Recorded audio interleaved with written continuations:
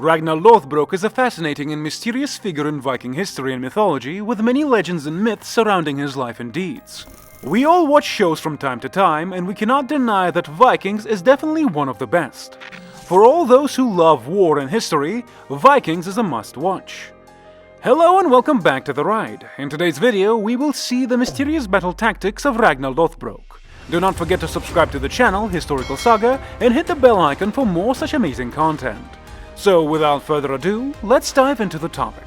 Ragnar Lothbrok was a mythical Viking warrior and monarch who lived in the 9th century according to Norse sagas. He was noted for his military accomplishments and tactics, including victorious raids on Europe and becoming King of Denmark and Sweden. While the historical accuracy of the story surrounding his life and exploits is debatable, his legend has endured throughout the centuries and has been subject of many books, TV shows, and movies. He is a well-known figure in popular culture, especially in the TV show Vikings. He was a great warrior who led numerous successful raids and conquests throughout Scandinavia and beyond. He is supposed to be the father of several great Viking warriors, including Ivar the Boneless, Bjorn Ironside, and Ubbe. Ragnar's death is likewise the topic of legend, with many stories varying depending on the source. In one tale, the English king Aelle throws him into a pit of snakes, while in another he dies in battle against the Northumbrians. The word Viking means pirate or raider in Old Norse, and the Viking Age, which occurred between 700 and 1100 AD, is famous for its ferocious warriors. Ragnar Lothbrok was a semi-legendary sea king who purportedly waged attacks along England's coastlines. Much of what is known about Ragnar Lothbrok is ambiguous. Many, if not all, of his experiences are fictional, with Lothbrok's life primarily becoming a legend in medieval European literature established long after his death through the Icelandic sagas. These were based on real people and events, but they were embellished and partly made up. Lothbrok played an important role in the 9th century attacks on Francia, Anglo-Saxon England, and Ireland. While there is much debate about the veracity of the story surrounding Ragnar Lothbrok, there are some intriguing accounts of his battle tactics that have been passed down throughout the centuries. Ragnar's deployment of a warrior's cloud was one of the most puzzling strategies attributed to him. According to tradition, he would gather his forces and produce a dense cloud of dust or smoke to hide the movements of his forces from the enemy. This would allow his forces to approach unobserved and launch a surprise attack.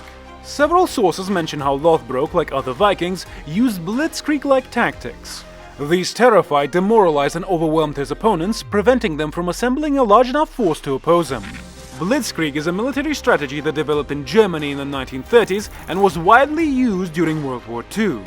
The word blitzkrieg comes from the German phrase for lightning war, and it was defined by a fast and overwhelming onslaught involving synchronized movements of air, ground, and armored troops.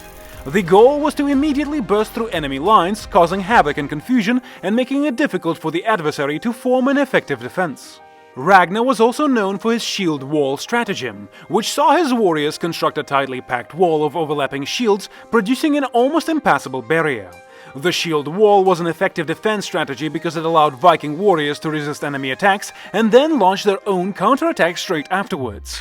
The soldiers would build a wall with their shields, shielding themselves and their comrades behind them. It also provided a psychological advantage by presenting the enemy with a seemingly impassable wall of shields. Ragnar was known to have utilized the shield wall tactic in many of his fights, including the Battle of Edington against the English army in the 9th century AD. Ragnar was also known to use cavalry charges, breaking through the opposing lines and causing disorder in their ranks, in addition to the use of the shield wall. He also utilized archers and slingers to provide cover for his infantry and to harass hostile forces from a distance. Cavalry was not as common in Viking warfare as it was in other cultures, but it was still a useful technique when used correctly. The Viking cavalry was normally composed of well-trained and well-equipped warriors riding on horseback. They would frequently charge into battle, using their speed and mobility to surprise and overpower their opponents. Cavalry could also be utilized to pursue fleeing foes or to outflank the opposing army. Ragnar's use of cavalry was perhaps one of the main reasons for his numerous combat victories.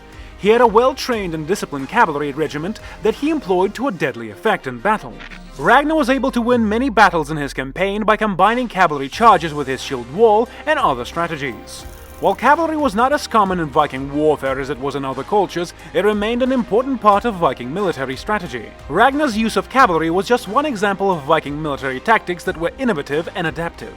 Ragnar is also credited with using revenge killings. His revenge killing techniques involve selecting a small number of his most skilled soldiers after a fight and sending them on a covert mission to enter the enemy camp and slay their commanders, according to the Norse sagas. This technique was intended to demoralize the adversary and limit their ability to mount effective resistance in future battles. The revenge killings were carried out by a small cadre of warriors trained in assassination and stealth.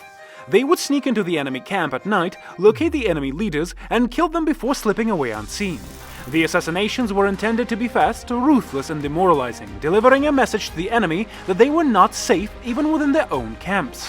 Ragnar Lothbrok's use of revenge killings was not unique to him. Other Viking commanders were also known to employ this strategy. However, Ragnar's victory in battle and reputation as a fearsome warrior helped to popularize this tactic. Ragnar was also noted for his use of feints and diversions to confound and outmaneuver his opponents. A feint is a false action designed to distract or mislead an opponent, whereas a diversion is a technique used to divert the enemy's focus away from the primary attack. Ragnar would utilize these methods to gain an advantage over his opponents, either by compelling them to make a mistake or by providing an opening for his own forces. He would divide his forces into smaller divisions and conduct simultaneous attacks on different portions of the enemy's territory. This would require the opponent to split their forces and defend many fronts, reducing their overall power. Ragnar used feints and diversions during a battle with the Franks. In the story surrounding Ragnar, it states that he ordered a small band of his troops to pretend to retreat, luring the Franks into pursuing them. Meanwhile, the bulk of Ragnar's army lay in wait, hidden from view. When the Franks pursued the retreating forces, they were ambushed by Ragnar's main army, which emerged from hiding and attacked the confused and disorganized troops of the Franks. In short, Ragnar Lothbrok was recognized as a tough and competent fighter on the battlefield, and his triumphs probably made him feel powerful and invincible. As a legendary figure, it is difficult to say exactly how Ragnar felt after winning battles, but it is likely that he felt a range of emotions including satisfaction, pride, and perhaps even a sense of invincibility. Ragnar was a charismatic leader who instilled loyalty and fearlessness in his troops. He was recognized for being bold and adventurous, willing to take chances to attain his aims. He was also very adaptive and imaginative in his tactics, frequently outmaneuvering his opponents with feints and diversions.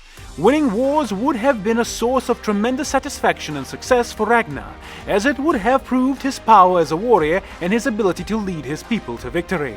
It would also help to create his reputation as a fierce and revered leader both among his people and among his enemies. However, it is also important to remember that battles in the Viking Age were brutal and frequently resulted in the loss of many lives, including friends and comrades. While winning battles provided a sense of victory and triumph, it also came at an incredibly high cost. And with that, we come to the closing of today's video. How do you guys feel? Did you enjoy it?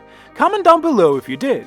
Also, if you learned something new, give us a thumbs up and share this video with your friends. Also, do not forget to subscribe to our channel, Historical Saga. Watch our other videos from our playlist, and with that, I bid you adieu.